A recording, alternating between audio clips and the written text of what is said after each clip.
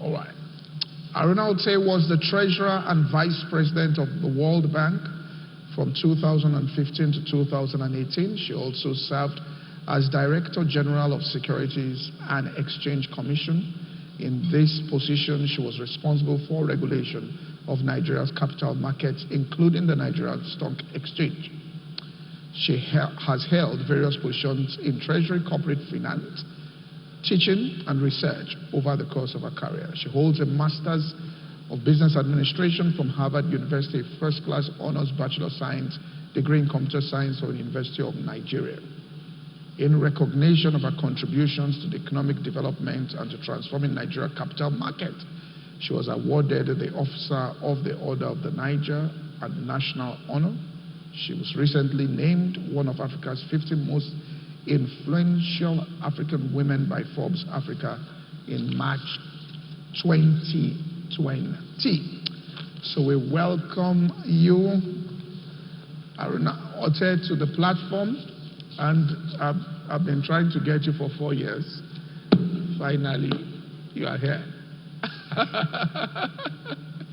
Thank you, Pastor Poju. I wished you weren't going to say that, but one of the leadership qualities you have is perseverance.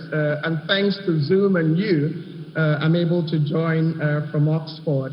I want to use this platform to say a happy Independence Day to you, to all your viewers on the platform, and to all my brothers and sisters, Nigerians. I must start, Pastor Poju, by commending you and your team for what I consider has been sacrifices to enable Nigeria realize its potential through its many initiatives, but particularly through the platform, which I understand you started 13 years ago. Well done. Thank you also for the opportunity that you've given me to share my reflections on as we commemorate 60 years of our nation. What I would like to do is share with you my perspectives and my reflections of Nigeria 60 years on. So I have a slide deck, which I would like you to permit me to use to share these reflections. So the first one for me is, what do I consider my perception of our nation today, of where we are? And the phrase that comes to mind is abundant poverty. Why do I say that phrase comes to mind? We've had efforts that have been made, but we have to be honest with ourselves that we have a lot of low rankings, that we are carrying last. Even though as Nigerians, we say Nigerians know they carry last. Whether it's the World Economic Forum Competitiveness Index for 2019, whether it's the Corruption Perception Index that has been mentioned previously. But some of our human capital outcomes are ones that make me weep. We have 90 million Nigerians that live on less than what I can spend on coffee here at Oxford, on less than $1 a day. None of our universities today, and I'm a proud Nigerian who went to a Nigerian university, is amongst the top 100 universities in the world. 31% of Nigerians don't have access to clean water. 58% of Nigerians don't have access to sanitation services. Despite our efforts on power, despite having solar, wind, hydro, geothermal, 80 million Nigerians don't have access to grid electricity. Security issues have been talked about. We should not have a nation that has a problem with security. It's a fundamental issue that we must tackle first. Our governance is weak. Our politics is killing us, permit me to say. Our execution is weak. We have a poor implementation track record. Our states are physically weak, and our local government areas. We have many inefficient agencies. That's the best efforts of everyone. Many of our services are poor. We have very poor public financial management. We have a policy environment, a legal environment, a regulatory environment that's difficult. But for me, the biggest challenge, and Jared Cohen mentioned it, is corruption. The last few months have been salacious revelations. And for me, who's sitting outside, I haven't seen what's been done concretely. Oxfam estimates that from 1960 to 2005, Nigerian public office holders stole $21 trillion from the Nigerian treasury. And $21 trillion for me is significant because that is the GDP of the United States, the wealthiest nation in the world. I have reports that Nigerian lawmakers have some of the highest paid in the world. In fact, from what I hear, one person's monthly salary can pay 475 Nigerians minimum of 30,000 naira. Yet many state governments don't pay that minimum wage and owe any of the workers minimums of salaries. Similarly, I hear that Nigeria is spending 4 billion naira for some of our former governors and city governors, yet many should have died because they've been owed their pensions. We have a landscape dotted with elephants and unfinished projects which run into trillions. This is challenging because we have a global crisis. The IMF estimates that our GDP will contract by more than 5%. Our debt service is huge and averages over 60%. And in the first quarter of 2020, it took almost all of our government revenues. Our unemployment rate is still very high and it's expected to be more than a third of our population. But our country is great. I have not lost hope. And I have not lost hope because this is a nation of abundant wealth.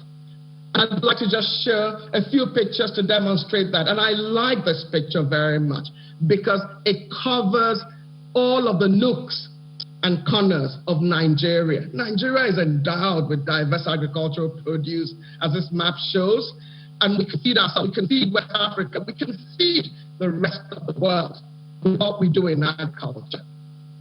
Similarly, we're endowed with solid minerals located in all parts of the nation. We need the political will to end illegal, or a more politically correct word, artisanal mining, and make sure that those germs that people see in sociological shows around the world, that those germs are ones that are creating wealth for the nation and for Nigeria. That they're not because people are stealing bits of it, because we have not put together what we need to put together in terms of a framework to enjoy this wealth that belongs to Nigeria, that God bequeathed Nigeria. For me, though, the most important, as I've always said when I've had the opportunity to speak, is Nigerians. I believe Nigerians are the greatest people, are some of the greatest people on earth, and there's 206 million of us today. By 2050, we will be the third populous nation in the world. And as Derek Cohen said, it is a land market, so we can play to that strength. And we can also play to the strength that Nigerians are hardworking, we're enterprising, we're resilient inside and outside of Nigeria. How do we do that? Nigeria has to work for all of us. We must empower the youth. 80% of Nigerians are younger than 40, but that is not reflected in the things that we do. Youth are the backbone of a nation that wants to claim the future. So we must do things that enable our youth to excel. Women make up almost 50% of our population. We must make sure that women have the same opportunity so that we can enjoy gender parity, because we can add more than $200 billion to our GDP just by empowering women. Women have shown in many countries that when they're in leadership position in politics, in business, that they outperform. And if we empower women, we can tackle poverty much more than we're doing today. Now, how do we claim that path? I like this picture because I don't know if everyone on this program has watched Black Panther. Black Panther is a movie that talks about an African nation, Wakanda. That is the nation that we should aspire to be. So let me talk about my own ideas about that path to my Wakanda, Nigeria. Many of the speakers who came before me have talked about what we need to do in infrastructure, what we're doing, what we need to do in politics, what we're doing, and many other areas. But I want to start with our values. We have to go back to those days when I was young, where the society ostracized people who did wrong and celebrated people who did right. So we must focus on integrity. We must focus on discipline. We must have empathy and love for each other, respect, transparency, accountability, and leadership at all levels. Leadership starting in the home. I'd like to share a few thoughts on 3 areas: finance, on education, on technology, and in fact, Gerald made some of those points. I believe on finance that we must empower every Nigerian to be financially literate. We must make sure that we're mobilizing domestic resources, institutional and retail. We must have an ecosystem that matches the enterprising nature of Nigerians. Venture capital must flourish. We must have patient, medium to long-term capital. We must have risk management products. We must have vibrant markets. That's how you protect your financial system. Whether it's the banking sector, other credit markets, insurance markets, capital markets, they must have the depth, the breadth, and the level of sophistication that matches our nation, Nigeria. We must have innovative products, particularly for infrastructure, for small and medium-scale enterprises. Nigeria can flourish. We should not have a nation where Nigeria has flourished, people have flourished in spite of the odds that Nigeria bequeaths us. The government must do its part in fiscal, monetary policies, and legal and regulatory regimes. And I would like to make a plug for more privatization. We need to list some of the commercially viable entities on the Nigerian Stock Exchange so that they can enjoy the sunshine of governance that comes from when you're listed, but also so that more Nigerians can participate in the wealth. And the Nigerian Liquefied Natural Gas Project is an example of an exemplary institution that's been run in the public sector, which can be listed on the Nigerian Stock Exchange, and many of the subsidiaries of some of the government agencies like NNPC. I believe education must be treated as a human right, and all children, poor and rich, should have equal access to the best education. We need to focus on science, technology, engineering, and maths. We need to focus on entrepreneurial skills. We need to make sure that our curriculum is bringing out people that can work in those great banks, those great telecom companies, companies like Main One, companies like Flutterwave. I mean, when Jared Cohen mentioned payment systems, I thought Flutterwave is doing a great job. It has a partnership with Ant Financials, but Ant Financials today gives 600 million SMEs in China loans, and it's not worrying about whether they'll default on that credit because it has systems that make sure that it's able to monitor that. So a first-class education is key to building world-class institutions. And we must use education in the way many Asian countries did. And the example that I'd like to cite is that today, our GDP per capita is almost 30 times less than that of Singapore, which is $65,000. We need to take that path on education. Jared has already talked a lot about technology. I have been open about the fact that digital literacy is something that we must arm ourselves with. When you see what happens in China, where the far-flung rural areas are buying things via e-commerce platforms, it's in their local languages, then it shows that there is much more that we can do. Technology is a driver of development. It fosters innovation, growth, and equality if used rightly. And for me, we have an example in our nation. 20 years ago, Pastor Pojo, we had 700,000 cellular phones or telephone line connections. Today, we have 200 million connections and still counting. And a lot of that was a liberalization of that sector. But what I want to say is that we should have a vision of arming everybody with a mobile phone. Because in my mobile phone, I have a bank. Because we should have a mindset that every Nigerian counts, whether you're in the rural area or you're in the urban area.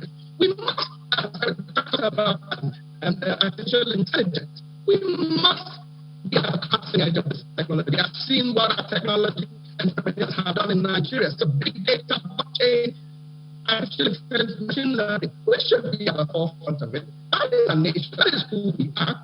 We never carry last.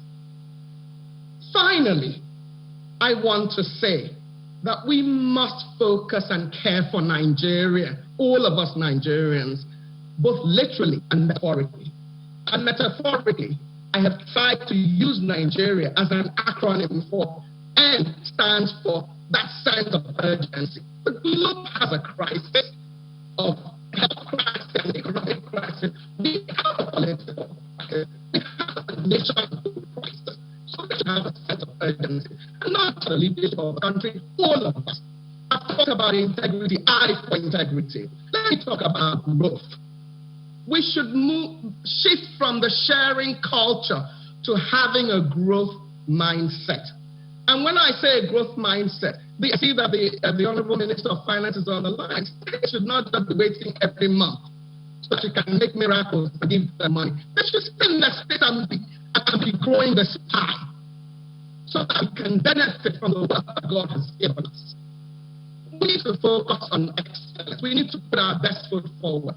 A friend of mine always said to me, I'm not going to have my brother who's not a pilot a plane. I want the best pilot to pilot a plane. We need to focus on execution.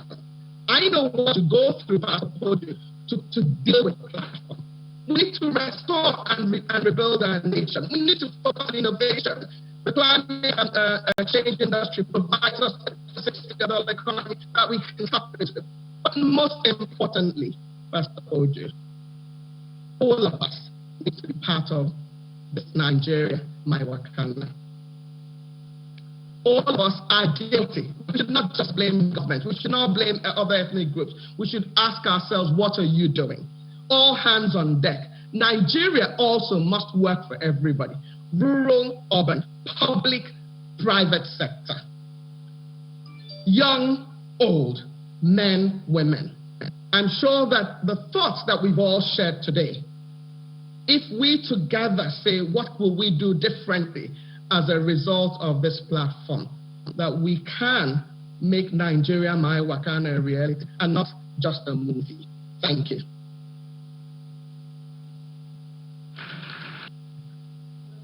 Thank you. All right.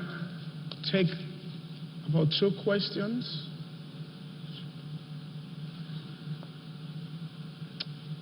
Can you hear me, Aruna?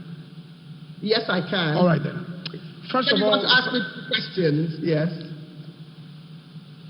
All right. The first question is going to be on public service. You chose to leave your international role at the Africa Development Bank to join the Securities and Exchange Commission as DG for 5 years. Looking back, how difficult was the task of leading a vital institution in the creation and preservation of wealth in Nigeria?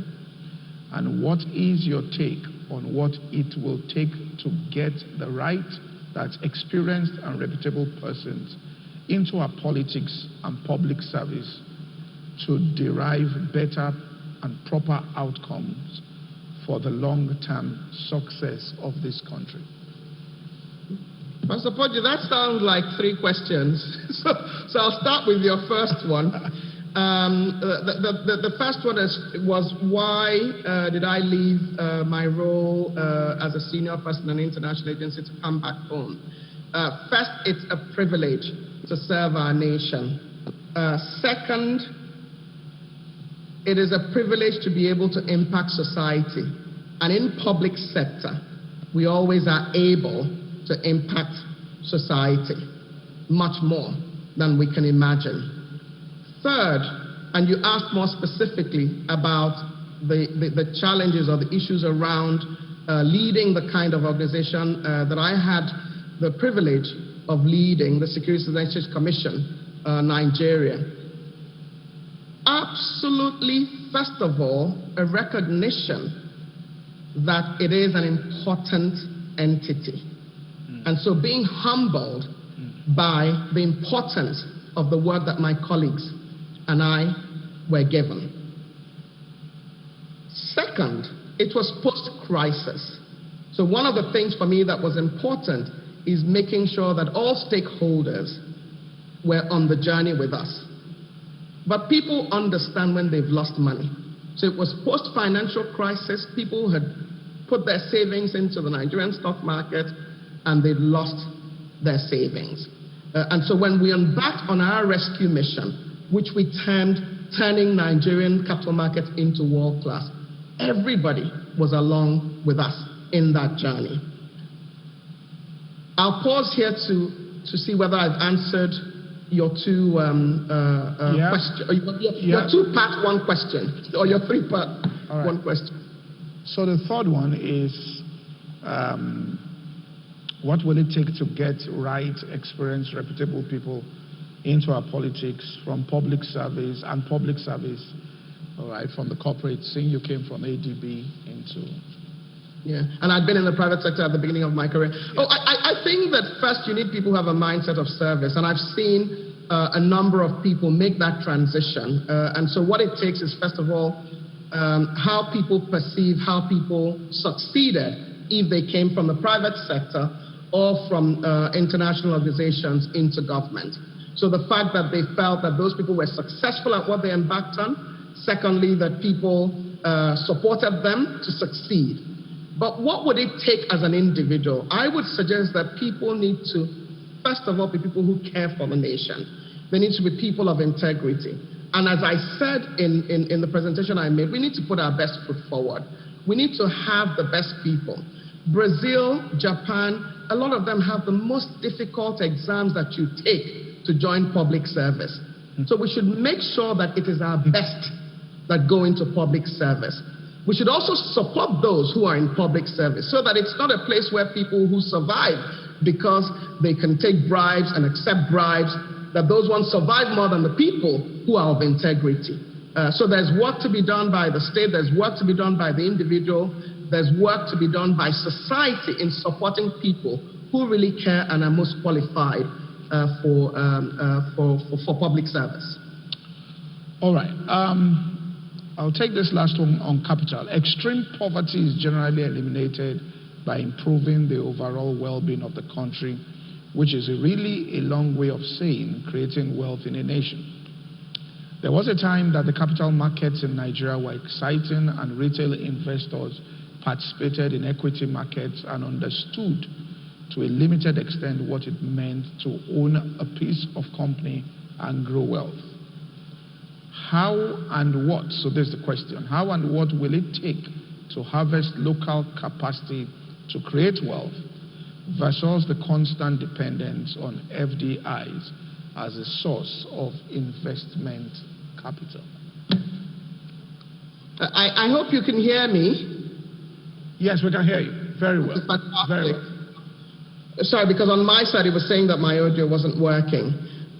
First and foremost, it's an absolutely important question because what paid for my education was actually the stock market. My parents invested in the stock market, but also, I would also say that the reason I'm a finance person is that my father made me read annual reports of companies he and my mother had invested in from when I was age 8 at the dining table.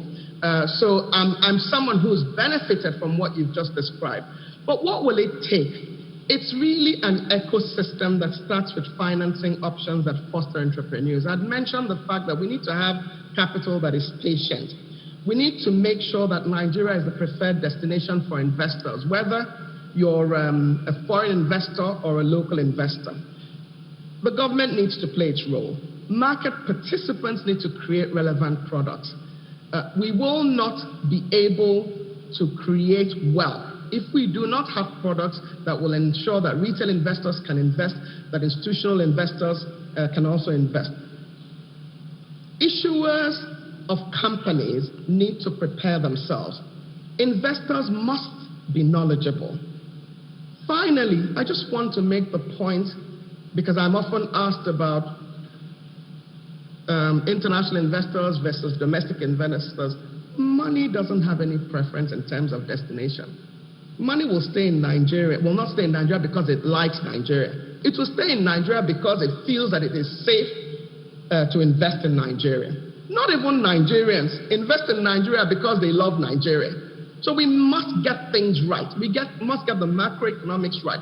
We must get the governance issues right. I mean, I'm hearing Jared, say that people should not have to invest illegally. We should address those issues that concern investors, and they concern domestic and international investors. But we must have an ecosystem approach. Everything counts in creating a nation that is leveraged. We're already wealthy. We just need to realize that wealth and make sure that Nigerians can share that wealth. Thank you very much, Arunma. Thank you so much for taking out time from your busy schedule to be with us at the platform. Thank you, ma'am. Thank you.